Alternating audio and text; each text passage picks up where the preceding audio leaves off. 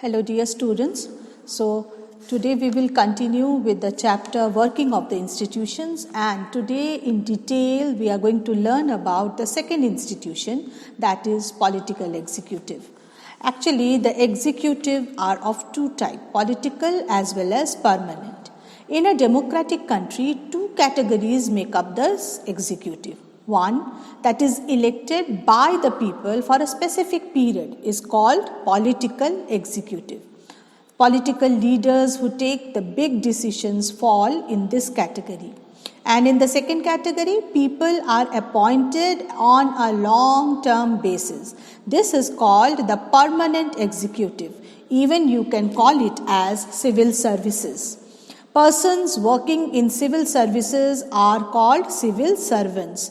They remain in office even when the ruling party keeps on changing. Children, we have to keep in mind that these workers work under political executive and assist them in carrying out the day-to-day administration. Now, if you can recall the role of political and non-political executive, when we learnt about the office memorandum, you can have a question in mind now that why does the political executive, they have more power than the non-political executive? Why is the minister more powerful than the civil servant? Whereas we know that civil servants are more educated. The civil servant is usually not only more educated but has more expert knowledge also of the subject. The advisors working in the finance ministry, we have seen that when the budget was passed, we have seen that, and it is known to us that the economics and the finance minister may not know the subject as deeper as the permanent executive or a civil servant knows.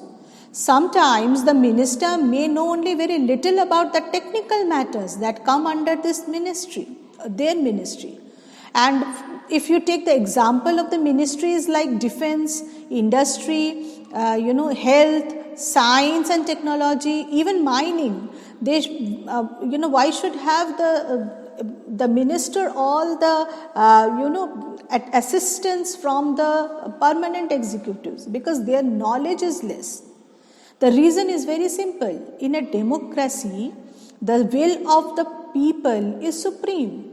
And we have selected or elected rather that person who is called as the political executive. So because he is a representative of the people, he has got more power. The minister is elected by the people and thus empowered to exercise the will of the people on their behalf. He or she is finally answerable to people for all the consequences of her decision. That is why the minister takes all final decisions. The minister decides the overall framework and objectives in which decision on policy should be made. The minister is not and is not expected also to be an expert in the matters of his or her ministry. The minister takes the advice of experts. Now, who are all these experts? The civil servants or the permanent executives on all technical matters. But very often, experts hold different opinions or place before his or her more than one option. So, depending on what the overall object is, the minister decides. So now it is very clear to us that who all are the political executive. You can directly say that leaders like the Prime Minister, Council of Ministers, they are all political executive. And who are the permanent executive? Like the IAS, IFS, IPS, they are the permanent executives. So the political executives are answerable to people for all the consequences of their decisions. But because the final decision is not taken by the permanent executive and they are not the chosen people, so the permanent executives are not answerable to the people. And we also have understood it very, very clearly that the political executive are more powerful. They take all the final decisions, whereas the permanent executive, they are less powerful. They do not take decisions. Instead, they assist political executives in carrying out day-to-day administration. Now quickly see one of the very, very important one of the political executive is the Prime Minister. So there is no direct election to the post of Prime Minister. The President appoints the Prime Minister, but the President cannot appoint anyone on of his likes. So he appoints the leader of the majority party, or many a times it's a coalition of the parties that commands a majority in the Lok Sabha. As Prime Minister, he is chosen. In case no single party or alliance gets a majority, the President appoints a person most likely to secure a majority support. Now, under the Prime Minister, there are cabinet of ministers. Who are these people? They are usually top level leaders of the ruling party or parties who are in charge of the major ministries. Usually the cabinet ministers meet to take decisions in the name of the Council of Ministers. So cabinet is thus the inner ring of the Council of Ministers. And it has got around 20 ministries. For example, the defense, finance, all these are cabinet ministers. Now, the outer ring of the ministry is the ministers of state with independent charge. Who are they? They are usually in charge of smaller ministries. They participate in the cabinet meetings only when specially invited. And minister of state are attached to and required to assist cabinet ministers. Now let us quickly see what are the important powers given to the Prime Minister. Point number 1, Prime Minister chairs cabinet meetings and coordinates the work of different departments. His decisions are final in case disagreements arise between the department. Then he exercises general supervision of different ministries. All ministers work under his leadership.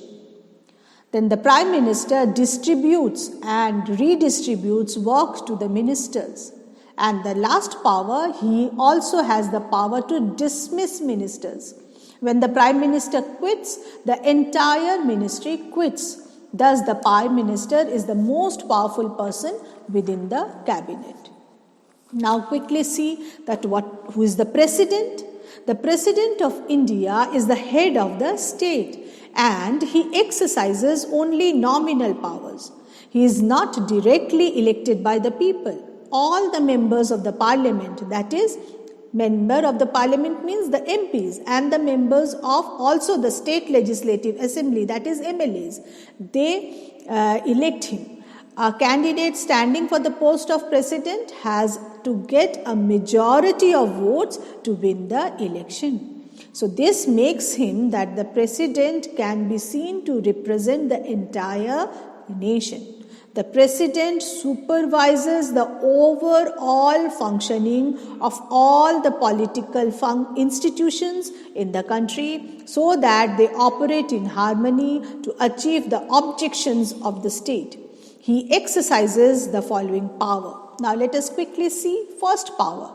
All the governmental activities take place in the name of the president. Second power, all laws and major policy decisions of the government are issued in his name. Third power, all major appointments are made in the name of the president. These include like the appointment of the Chief Justice of India, for example, the judges of the Supreme Court and even the high courts of the state, even the government of the states, the election commissioners, ambassadors to other countries, all are appointed by the president. Then fourth power, all international treaties and agreements are made in the name of the president. You have to keep this in mind. And the fifth power is the president is the supreme commander of the defense forces of India. What are the defense forces? Army, Navy, Air Force, BSF, SSB. So he is the supreme commander of all of them. But the President exercises all these powers only on the advice of the Council of Ministers. The President can ask the Council of Ministers to reconsider its advice. But if the same advice is given again, means for the second time, he is bound to act according to it. In the same way, a bill passed by the Parliament, we have learned in detail that like a bill can get generated in any of the houses, whether it is Lok Sabha or Rajya Sabha.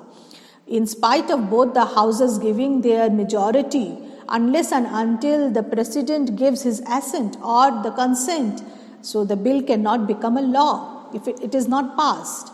So if the President wants, he can delay also this for some time and send the bill back to the Parliament for reconsideration. But if the Parliament passes the bill again, he has to sign it. So in this way, children, the executives are also playing a vital role in a democratic country. So we have understood that what are the two different types of executives we have. We have also understood one of the very, very important political executive, that is the Prime Minister. We have understood the role of the President and his powers. I'm concluding the class right now, and the last institution, that is judiciary, we will be studying about it in the next class. Thank you so much all of you, and God bless you all.